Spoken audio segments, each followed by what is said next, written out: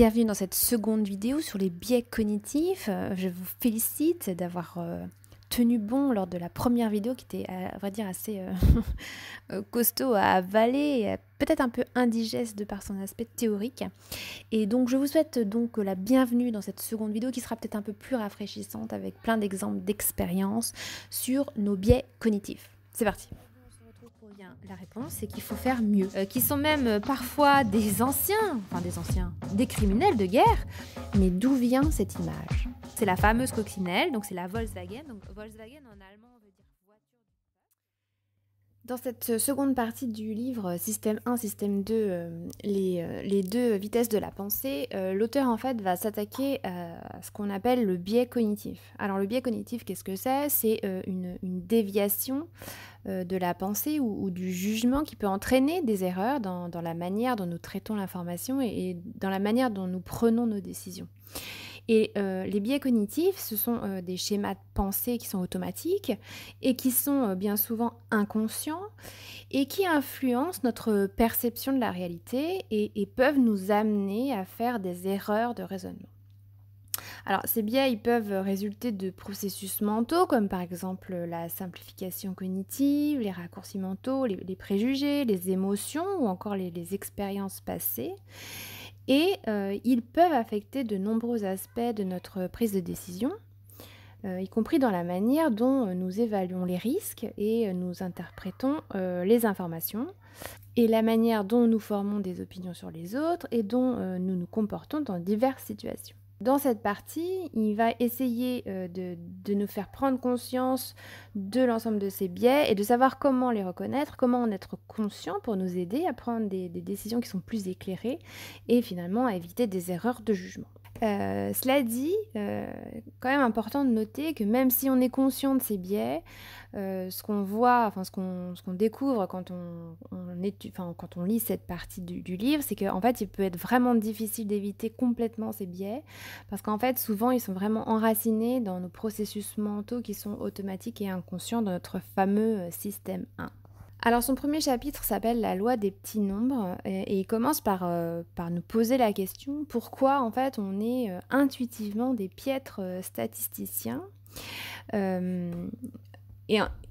conclusion de cette partie est assez simple, c'est que les grands échantillons statistiques sont beaucoup plus fiables que les petits. Et c'est pourquoi les chercheurs qui choisissent des échantillons qui sont trop petits, bien finalement, ils sont totalement à la merci du facteur risque. Donc quand vous considérez des statistiques ou des probabilités, le fait de s'appuyer sur une toute petite cohorte, finalement, va vous induire en erreur puisqu'il y a beaucoup plus de faits remarquables, comme ils disent, c'est-à-dire de faits rares, qui sont susceptibles de ressortir dans un petit échantillon, alors que ça aura vraiment tendance à se normaliser dans un plus grand échantillon. Alors ensuite, il se pose la question de pourquoi il est plus facile de faire confiance que de douter. Et il nous explique que les gens ne sont pas sensibles comme ils devraient à la taille de ce fameux échantillon, et y compris les chercheurs, et que l'énorme biais en faveur des petits échantillons, il s'inscrit par ailleurs dans un récit plus vaste, et qui est que nous avons tendance à exagérer la solidité et la cohérence de ce que nous voyons. Et ça, c'est étroitement lié à ce qu'il appelle l'effet de halo. C'est ce sentiment que nous éprouvons souvent de connaître ou alors de comprendre une personne dont on ne sait rien en réalité ou dont on ne sait pas grand-chose, sur la base de preuves totalement fragmentaires. C'est une espèce de machine à tirer des conclusions hâtives, comme on l'évoquait dans la première partie, qui va agir comme si, en fait, elle avait foi dans la loi des petits nombres, des petits échantillons, de l'expérience quotidienne dont on peut être témoin, mais qui ne représente pas la réalité statistique d'une situation. Alors ensuite, la troisième question qui se pose, c'est pourquoi nous voyons des causes là où finalement il n'y en a pas. La vérité, c'est que si vous suivez votre intuition, vous vous trompez bien souvent en considérant par erreur comme systématique un événement qui, en fait, est totalement aléatoire. Et nous sommes bien trop disposés à ne pas admettre que ce que nous voyons dans la vie est dû juste au hasard. Et la loi des petits nombres, c'est un cas particulier de deux histoires qui sont plus vastes quant au rouage de l'esprit. La première histoire, c'est que la foi exagérée dans les petits échantillons n'est qu'un exemple d'une illusion qui est plus générale. Et nous faisons plus attention au contenu du message plutôt qu'aux infos sur sa fiabilité et on se retrouve par conséquent avec une vision du monde qui nous entoure qui est plus simple et plus cohérente que ce que justifient les données. On voit le monde de manière plus simplifiée que ce qu'il n'est en réalité. Et la deuxième histoire, c'est que les statistiques produisent beaucoup d'observations qui ne demandent qu'à trouver des explications causales, mais qui ne s'y prêtent pas.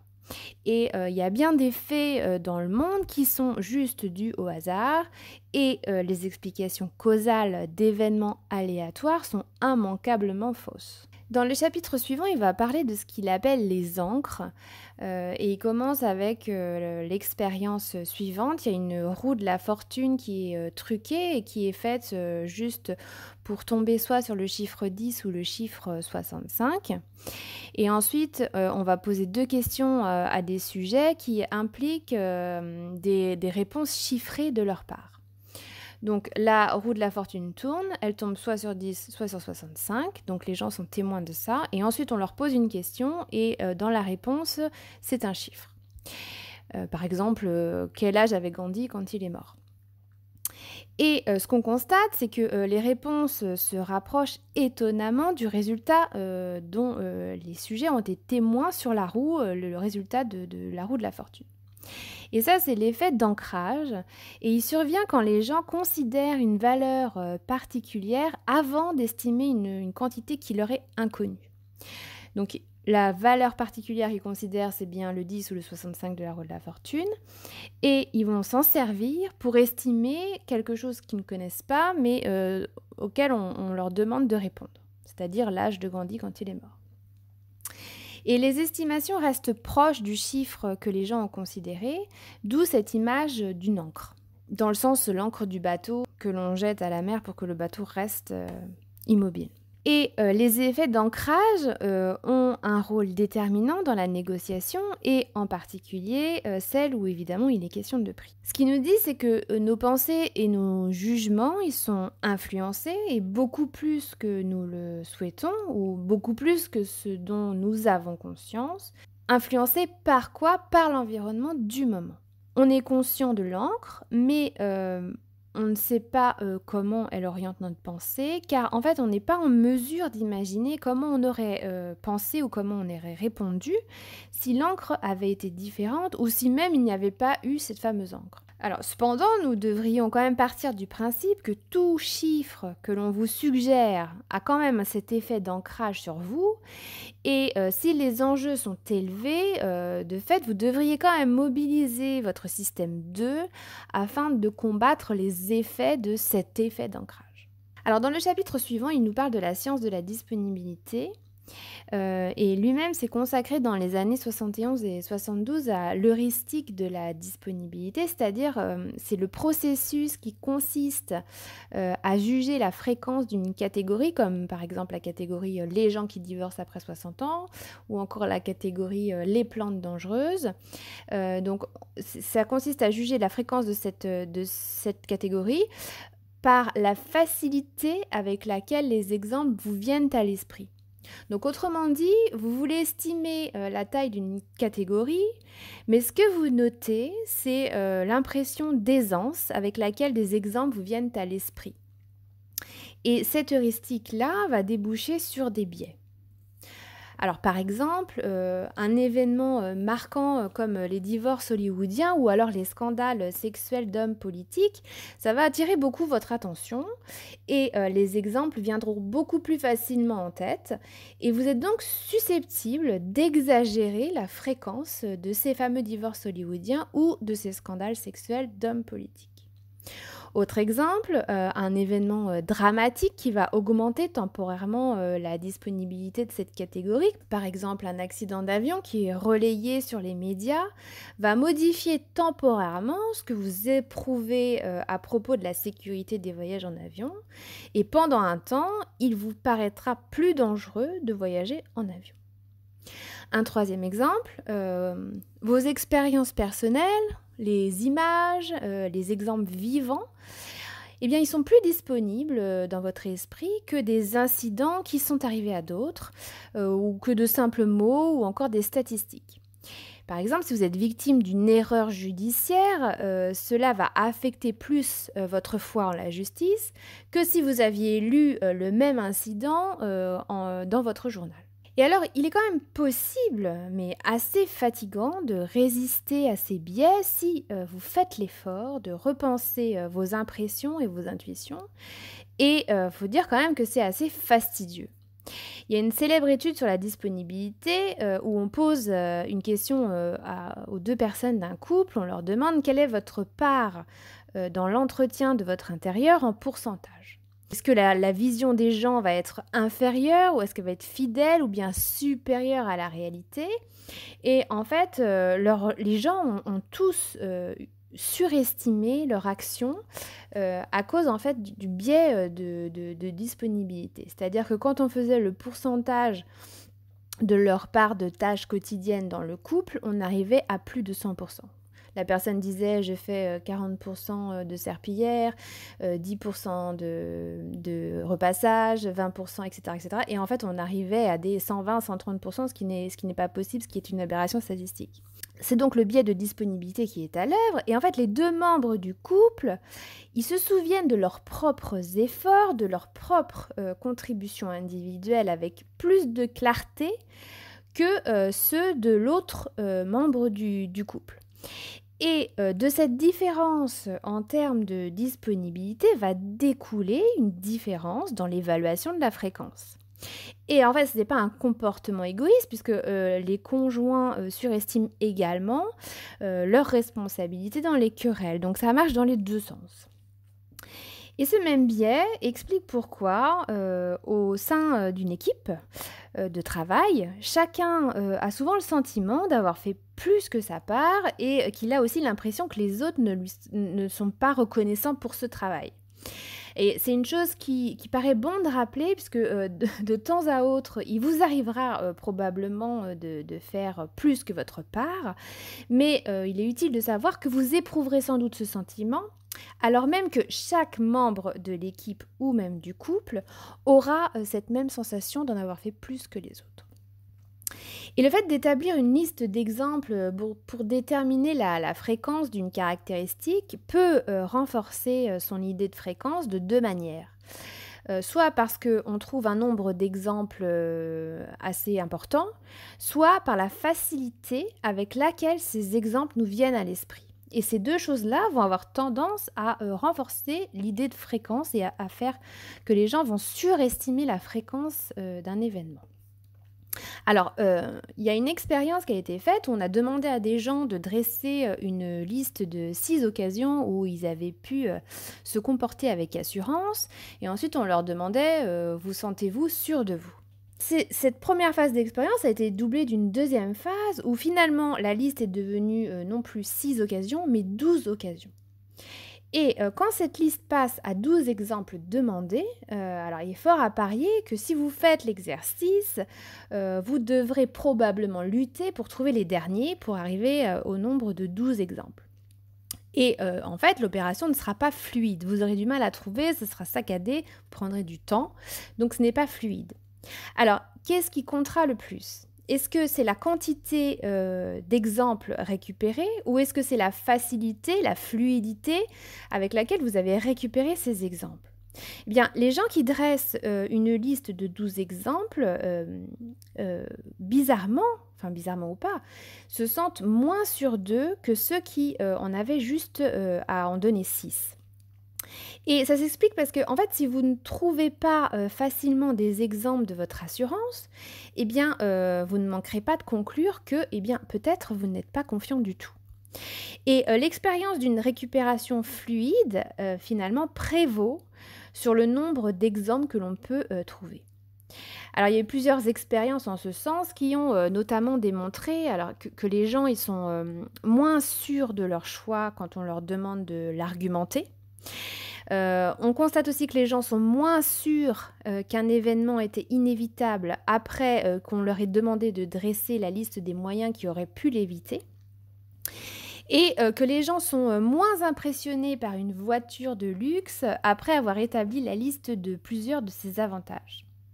Et plus la liste des avantages doit être grande, plus ils auront du mal peut-être à en trouver, et moins ils auront cette sensation de devoir être impressionnés par cette voiture. Il y a un professeur qui a demandé à ses étudiants une liste d'améliorations qui serait envisageable pour son propre cours. Et en fait, il a fait varier entre plusieurs groupes le nombre d'exemples d'amélioration à donner. Donc, il y avait des groupes d'élèves qui devaient en donner 3, d'autres qui devaient en donner 6 et d'autres qui devaient en donner 9.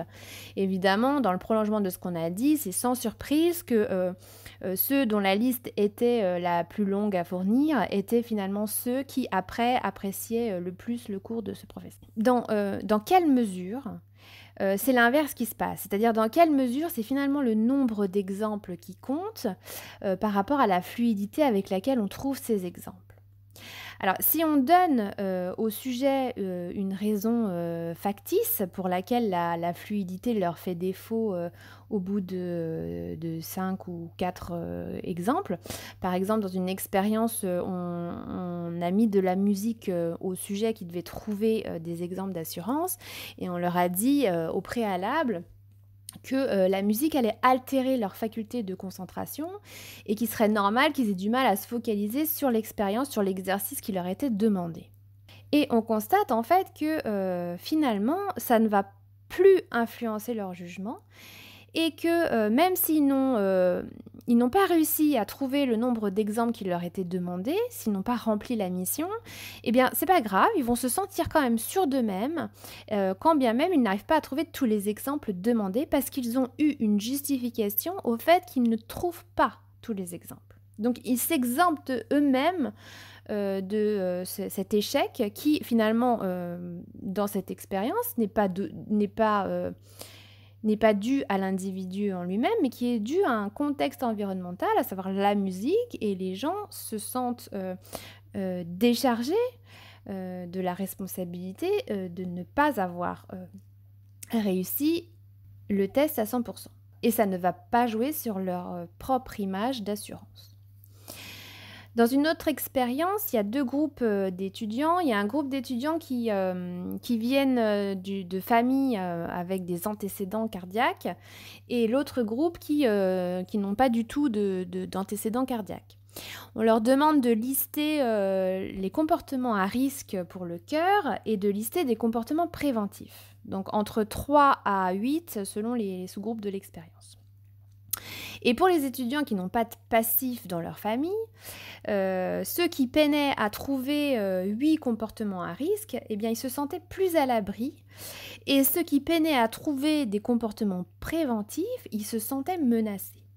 Alors qu'à l'inverse, les étudiants avec un passif cardiaque dans leur famille se sentaient moins en danger quand ils trouvaient plusieurs exemples de comportements préventifs et menacés quand ils trouvaient plusieurs exemples de comportements à risque.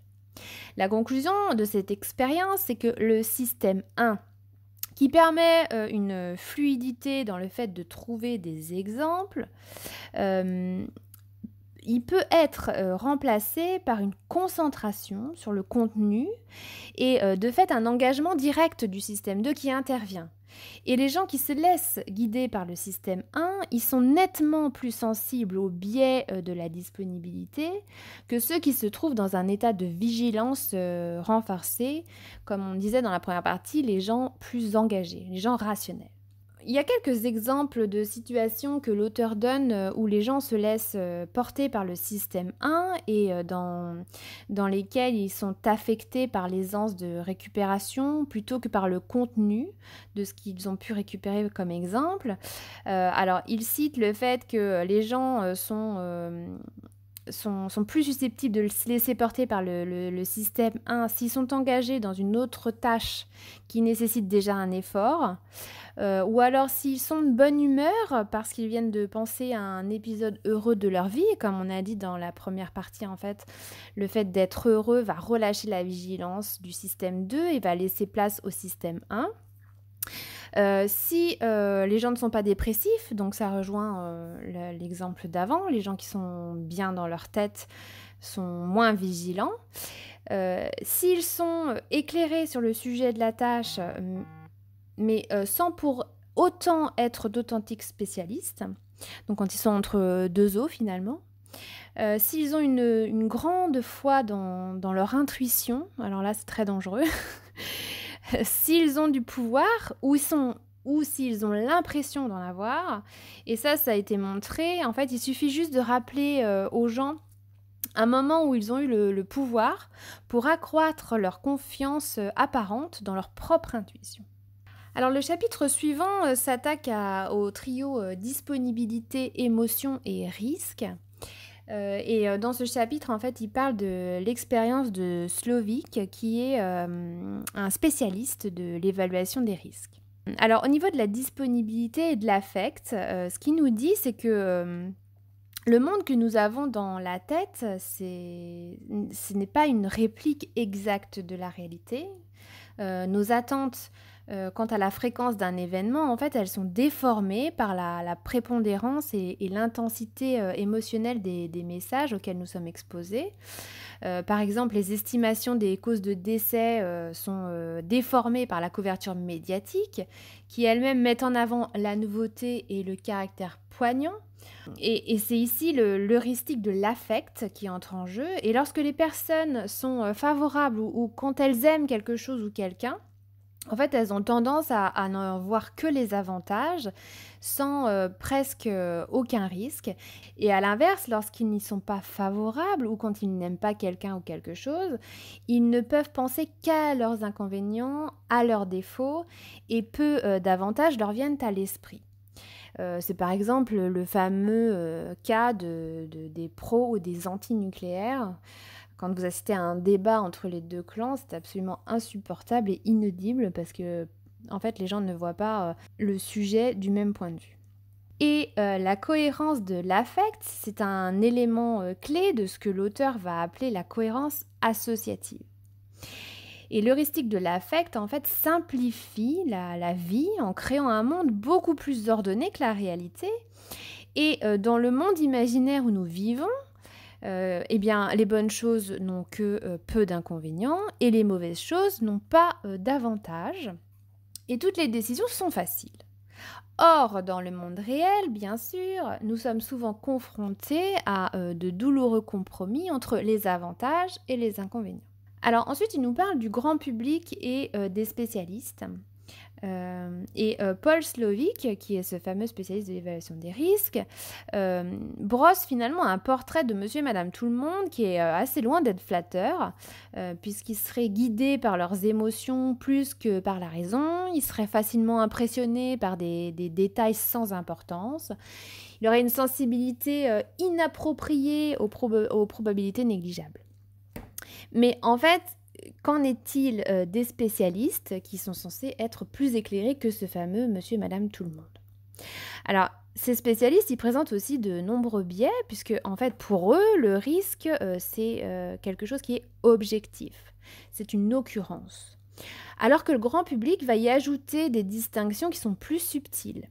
Et vous avez deux juristes qui s'appellent Cass Sustain et Timur Kuran qui parlent de cascade de disponibilité lorsqu'ils parlent du fait que ces biais s'infiltrent dans le politique.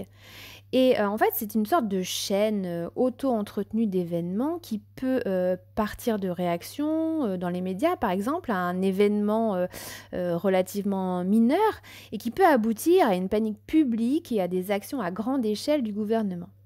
Alors, ça peut être un article ou un reportage qui va attirer l'attention d'une partie du public et dès lors, cette partie va être inquiète et en éveil et cette réaction émotionnelle va attirer à son tour l'attention des médias qui renforcent sa couverture médiatique ce qui accroît encore plus l'inquiétude et l'implication d'une partie de plus en plus importante de la population. Et ce cycle, il est parfois sciemment accéléré par ce que l'auteur appelle des entrepreneurs de la disponibilité, c'est-à-dire des individus ou des organisations qui travaillent pour garantir un flux incessant d'informations angoissantes. Et le danger, il est de plus en plus exagéré, tandis que les médias entrent en concurrence pour faire les gros titres. Et quand ces malheureux scientifiques ou les autres tentent d'apaiser la peur et la révulsion croissante, eh bien ça attire l'attention du public qui devient généralement hostile. Et parce que, en fait, quiconque prétend que le danger est exagéré est finalement soupçonné de collusion avec une sorte de complot monstrueux. Et la question va prendre de l'importance sur le plan politique parce que elle préoccupe tous les esprits et les réactions du système politique sont guidées par l'intensité du sentiment public. Et la cascade de disponibilité vient donc de réorienter tout un tas de priorités. Alors, il existe une limite fondamentale de notre esprit à gérer les risques de peu d'importance. Alors, soit nous les ignorons complètement, soit nous leur accordons beaucoup trop de poids. Et le niveau d'inquiétude, ce n'est pas ce n'est pas une donnée qui est apte à identifier la probabilité d'un problème, loin s'en faut. Puisque vous allez penser au numérateur d'une équation, c'est-à-dire le chiffre qui est au-dessus, notamment, on peut citer un exemple, c'est la nouvelle tragique que vous aurez entendue aux infos, et vous n'imaginez pas le dénominateur, c'est-à-dire le chiffre qui est en dessous de la barre de fraction. Et ce fameux Sustain de tout à l'heure, le juriste, il parle de la négligence de la probabilité pour définir cette tendance. Et cette négligence de la probabilité associée avec la cascade de disponibilité, ça entraîne inévitablement des grossières exagérations de menaces mineures, parfois avec des conséquences importantes.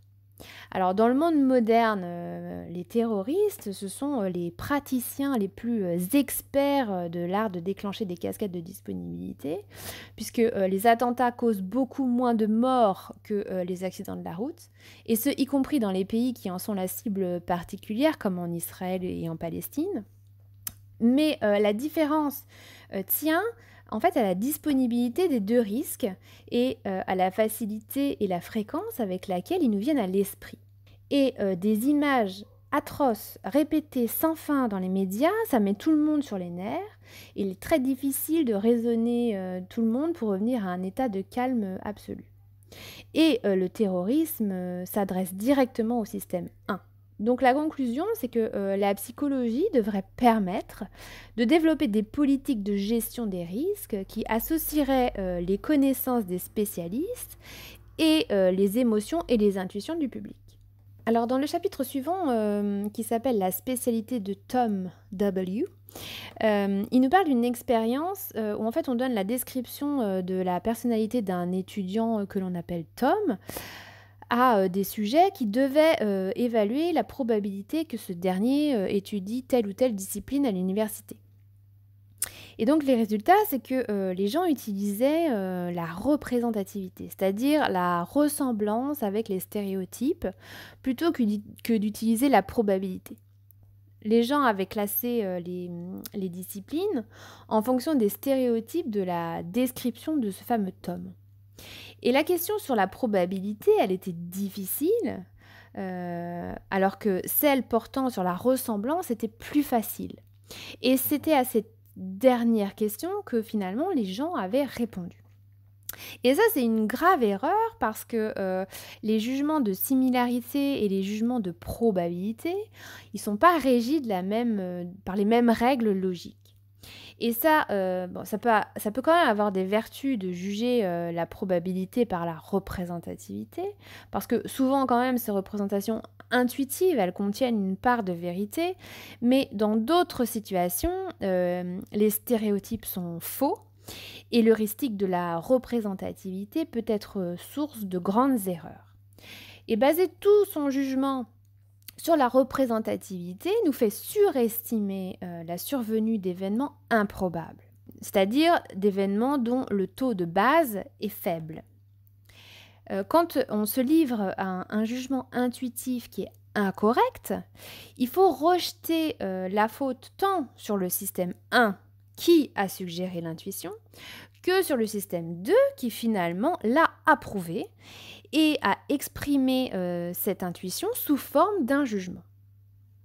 Alors, 2 raisons expliquent l'échec de ce système 2, c'est à la fois l'ignorance, mais aussi la paresse.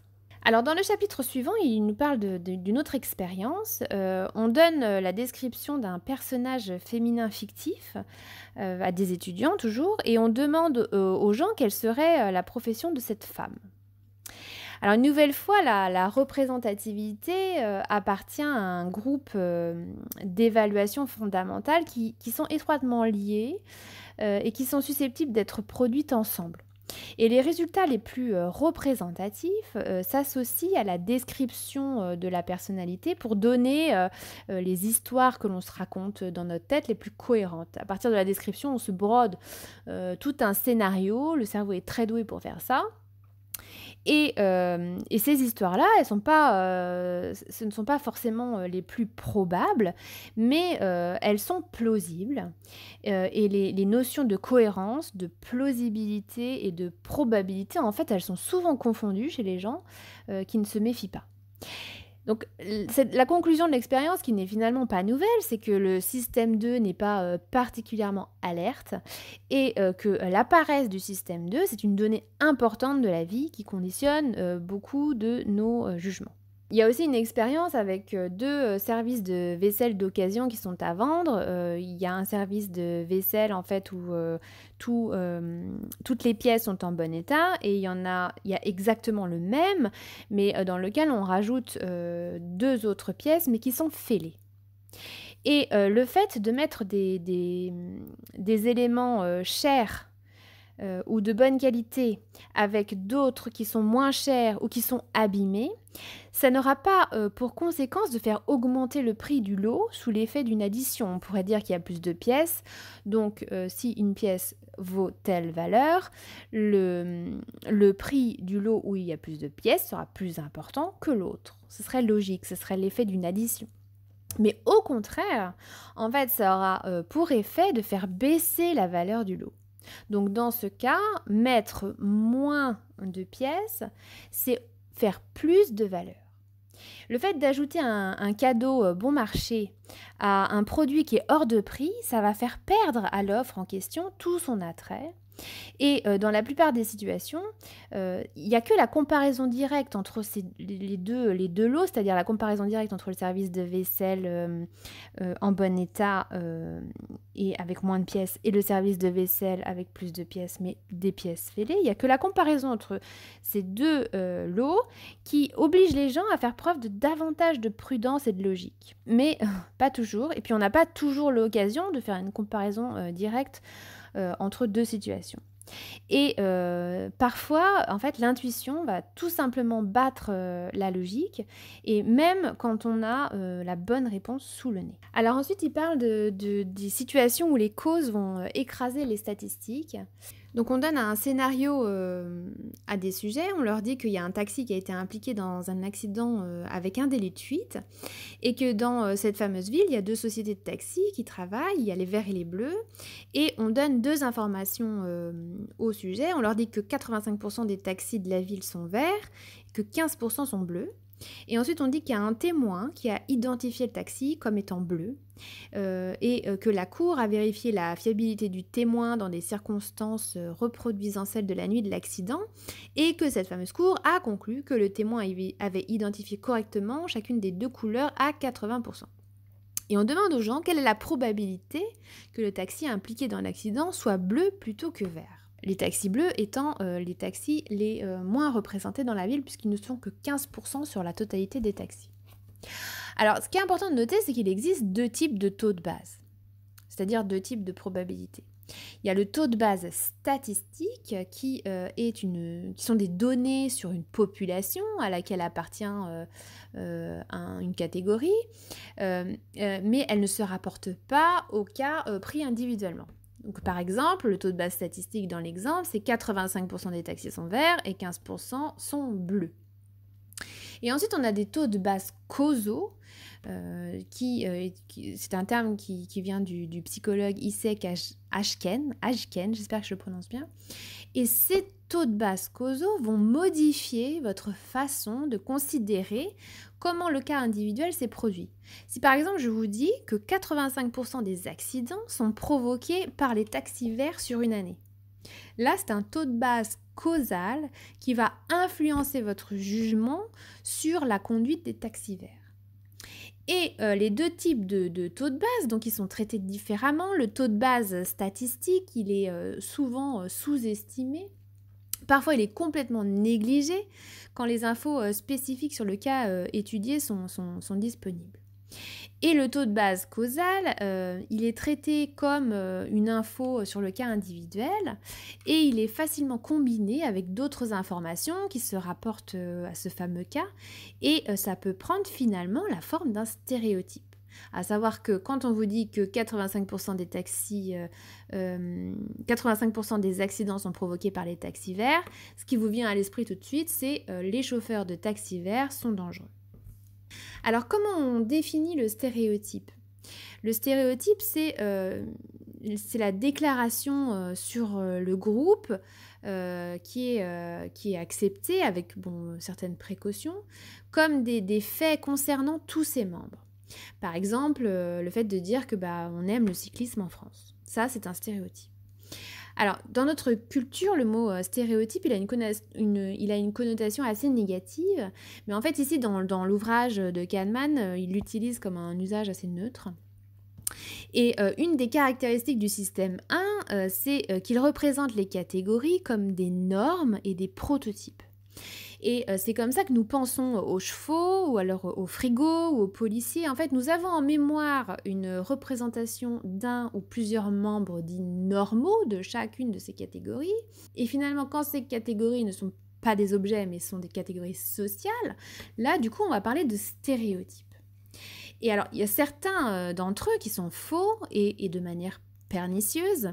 Et les stéréotypes hostiles, d'ailleurs, peuvent avoir des conséquences terribles.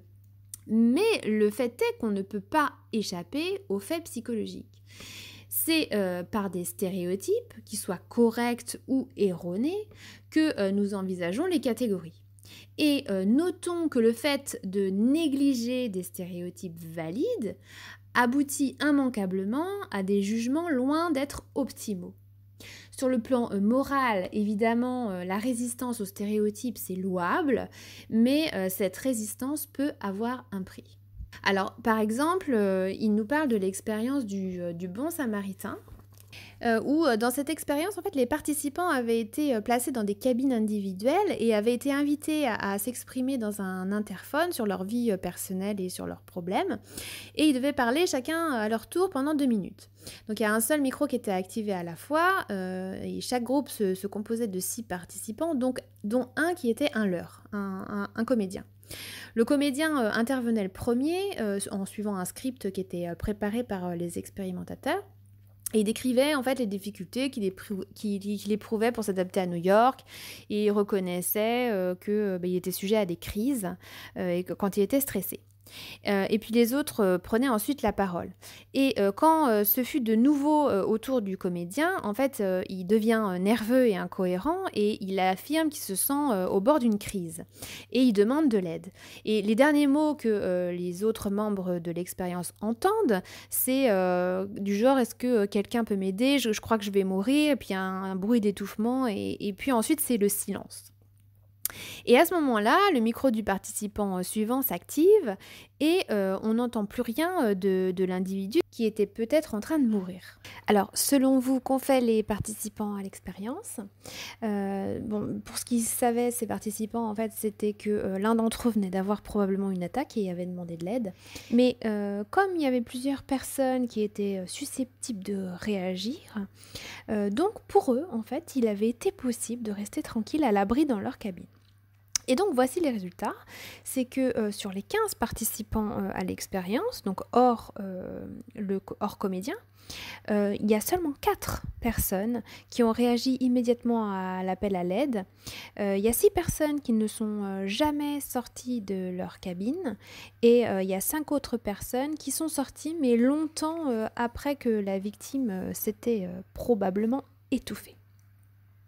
Et en fait, l'expérience montre tout simplement que les individus se sentent complètement déchargés de la responsabilité quand ils savent qu'il y en a d'autres qui ont entendu le même appel à l'aide. Et en fait, une caractéristique particulièrement influente dans la situation, comme dans ce cas présent, la dilution de la responsabilité, va pousser des gens par ailleurs tout à fait normaux à se comporter d'une façon incroyablement égoïste.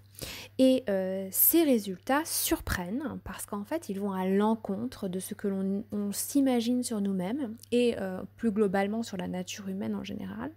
Et quand Lisbeth et Borgida ont soumis cette expérience à leurs étudiants de psychologie, eux-mêmes ont été surpris et il faut le dire aussi un peu déçus de constater qu'en fait les étudiants n'avaient pas anticipé les résultats de cette expérience tels qu'ils se sont déroulés et que finalement ils n'avaient rien appris des biais cognitifs qui leur étaient enseignés en fac de psycho, puisque tous les étudiants, sans exception, ils ont tous évalué que la probabilité que les personnes sortent pour aider cette fameuse personne qui faisait un malaise, ils ont tous estimé que c'était autour de 100%. Autrement dit, ils avaient tous considéré que les gens auraient agi avec altruisme. Et pour reprendre les termes de Nisbet et de Borgida, en fait, les étudiants, ils se sont tout simplement exemptés tranquillement eux-mêmes des conclusions de l'expérience qui les prennent finalement totalement au dépourvu. Et la seule façon de faire accepter aux étudiants la réalité du résultat, c'est quand on leur a montré auparavant le témoignage de ces personnes, en leur précisant que ces personnes-là qu'ils entendent en interview n'avaient pas bougé de leur cabine pendant l'expérience, qu'ils n'avaient pas réagi. Et en fait, suite à cette interview, les étudiants prédisent plutôt bien le taux de base réel des gens qui ont agi ou non. C'est-à-dire que quand on soumet les étudiants à des faits statistiques, eh bien finalement on s'aperçoit qu'ils n'apprennent rien du tout, ça ne rentre pas, ça n'imprime pas comme on dit, mais en fait quand les étudiants étaient surpris par des cas individuels, donc ces deux braves gens qu'on entendait en interview et qui disaient ne pas avoir bougé, eh bien en fait ces cas individuels, ils opèrent aussitôt une espèce de généralisation. Et les étudiants en déduisent que le fait de se porter au secours de la victime, bien finalement, c'était plus difficile qu'ils ne l'avaient imaginé. Et ça, cette conclusion, elle a quand même des conséquences profondes. C'est que montrer des faits statistiques aux gens, bon, sur le coup, ça peut les surprendre, mais finalement, ça ne changera pas leur compréhension du monde. Et en revanche, des cas individuels qui sont surprenants, eh bien ces cas-là, ils ont un impact assez puissant et ils sont un outil plus efficace finalement pour enseigner la psychologie aux gens parce que l'incongruité, elle doit être résolue et elle doit être intégrée à une histoire causale. C'est ce que fait le système 1, c'est ce qu'il ne peut pas s'empêcher de faire. Et c'est pourquoi dans le livre, en fait, l'auteur va s'adresser toujours au lecteur, puisque en fait, il va partir du principe que le lecteur sera beaucoup plus susceptible d'apprendre quelque chose en étant surpris par ses propres comportements, plutôt qu'en apprenant des faits surprenants sur des gens en général ou en sortant une liste de stats qui ne va pas leur parler.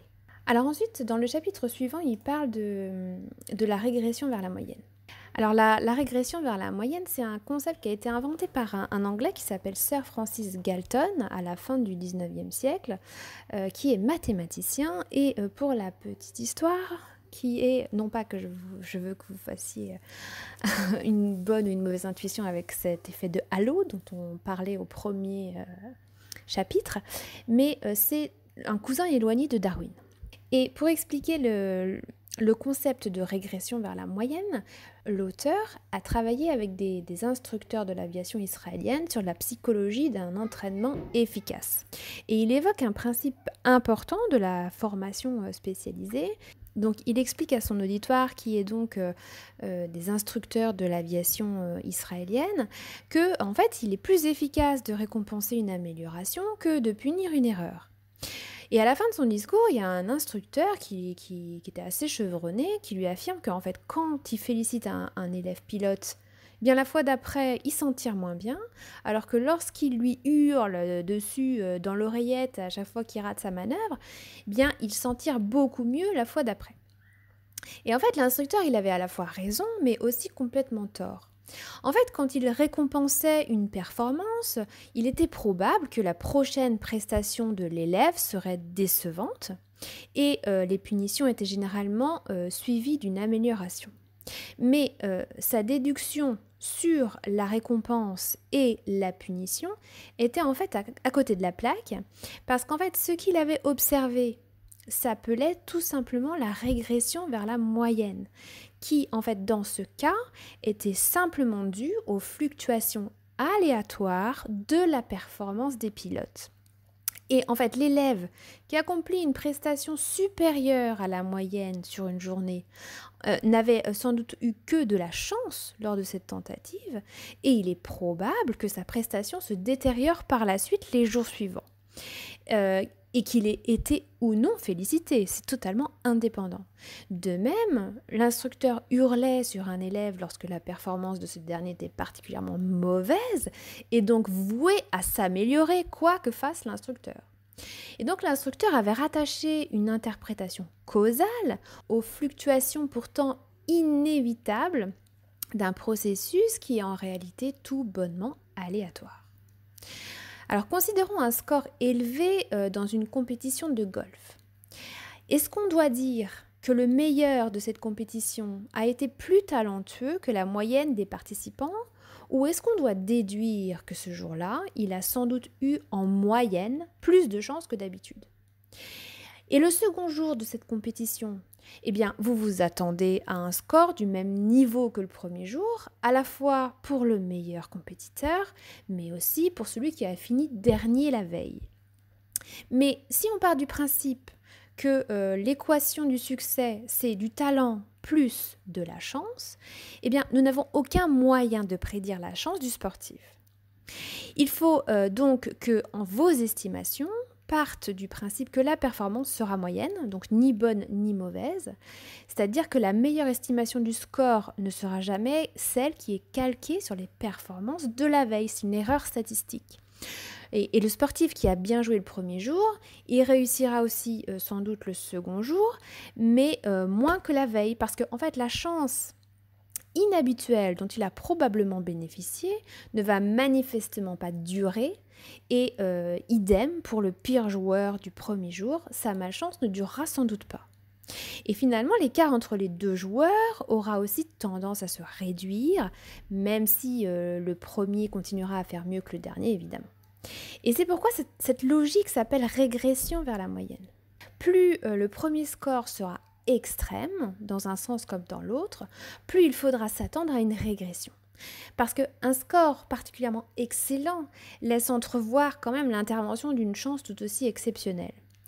Et la prédiction régressive est raisonnable, mais sa précision, elle n'est pas garantie. Parce que certains sportifs qui ont eu un excellent score le premier jour peuvent aussi bien avoir un meilleur score le second jour. Mais la plupart feront moins bien. Ces probabilités se vérifient puisque lorsqu'à l'inverse, on analyse une compétition de golf et qu'on part du second jour de compétition pour prédire les scores du premier jour, eh bien, cette preuve de la régression vers la moyenne se trouve encore là. Donc ça devrait quand même pouvoir vous convaincre que la régression n'a pas d'effet causal.